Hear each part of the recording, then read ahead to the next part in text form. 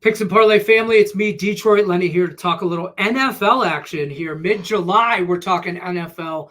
We are going to talk the NFC West. And to do that, now listen, first of all, these divisions, we're just breaking down this division. It's like a first glance at this division in the upcoming season. So to talk about the NFC West, we're going to bring in Sniper Wes here to talk a little NFL action. Don't forget, guys, like, share, subscribe. Promo code LENNY20 saves you 20% off picksandparlays.net. Get over there, get Sniper's premium plays, best bets, WNBA, MLB. Get yourself an NFL package prior to the season starting. Get in on this.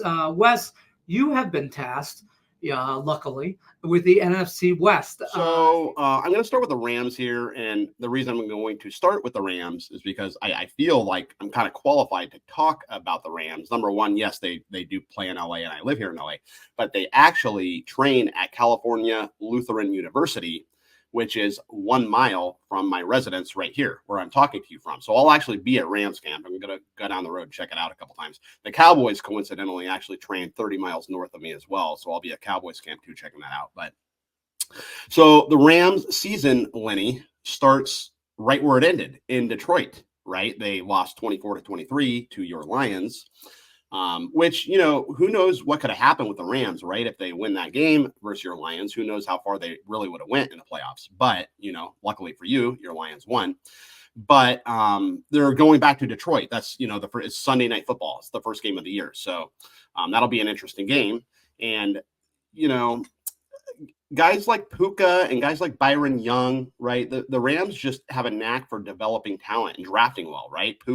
Byron Young had 8.5 sacks last year. Defensive tackle Kobe Turner, he could have been rookie of the year.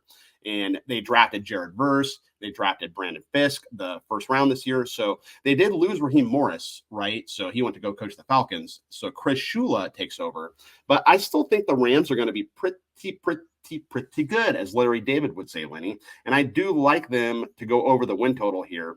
That's one of my leans here. I think they're going to be extremely competitive. And one thing about the Rams, too, they actually do not leave LA for a whole month. The whole month of October, they do not leave. They have a bye in the middle of October, and they have 3 games at home in October, of which they play the Packers, the Raiders, and the Vikings. So obviously this Packers game is going to be pretty tough.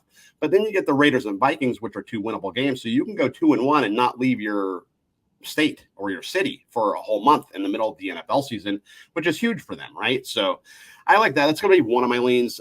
I do like the Niners. They have a tough schedule. They're obviously the defending NFC champs, and it's hard not to like the Niners because they're a very good team.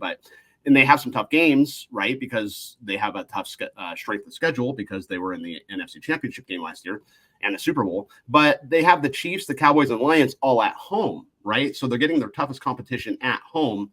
And week 1 on Monday Night Football, it's going to be interesting to have the Jets coming in. So it'll be interesting to see if, Aaron Rodgers can last more than one series. But 11.5 is the highest win total that the 49ers have had since 2013. So odds makers think they're going to do pretty well. But here's the thing. It's going to be their last hurrah. I mean, they're already talking about moving Deebo Samuel. Ayuk wants a new deal, and Brock Purdy's going to have to get paid after this year.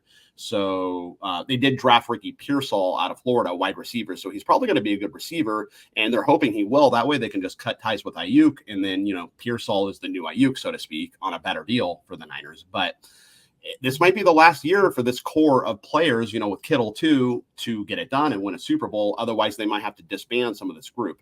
It'll be interesting to see what happens with them. I'm kind of leaning on the under there. I think I have them at 11-6, and their total's 11.5. So I'm leaning on the under there. The Seahawks. So we enter, Mike McDonald here. He's the old Ravens defensive coordinator. He's the new head coach. Now, please do not get Mike McDonald confused with Mike McDaniel or Josh McDaniels. So Josh McDaniels is gone, but then you have Mike McDaniel in Miami and you have Mike McDonald in Seattle. That Bermuda Triangle drives me crazy. But whoever did the Seahawks schedule this year gift wrapped them the Broncos and the Patriots right out of the gate.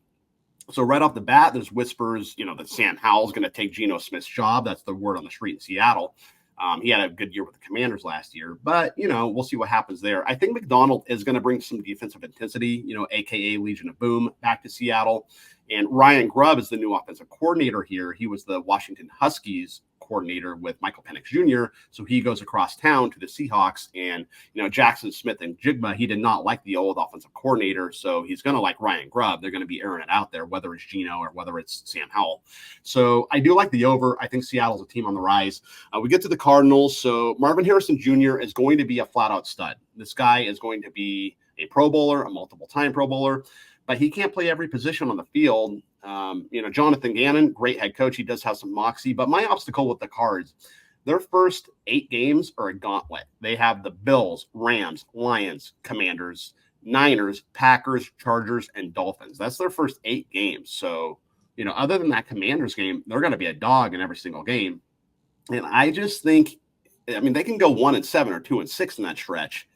And you go 1-7 or 2-6, it's time to throw in the towel on the season. You lose the locker room, and I just think with that schedule, it's not going to start well. It's not going to be pretty. So I lean on the under with the Cardinals. So I'm just going to go ahead and recap. I like the over with the Rams, 8.5. I like the under, 11.5 with the Niners. I like the over, 7.5 with the Seahawks, and I like the under 6.5. I think I got all those numbers right, Lenny. I'm not looking at the screen right now. Under 6.5 with the Cardinals. My official free play, though, I am going to go with the LA Rams here, over 8.5 wins. I think they put it together. One thing, too, Jimmy Garoppolo is the backup to Matt Stafford. So if Stafford does get hurt, it's not like the season's over. You got a guy that comes in, he's got Super Bowl experience, and he's been around the block. And so, the quarterback position is hopefully solidified for the entire season. And like I said, I'm going to be at Rams camp. Maybe I'll talk to some people. Who knows? But I like the Rams over 8.5. That's going to be my official free play for the NFC West. Pick that up. Sniper Wes, we appreciate you as always. Good luck, everybody. Thanks for watching. Good luck unless you're against us. Take care.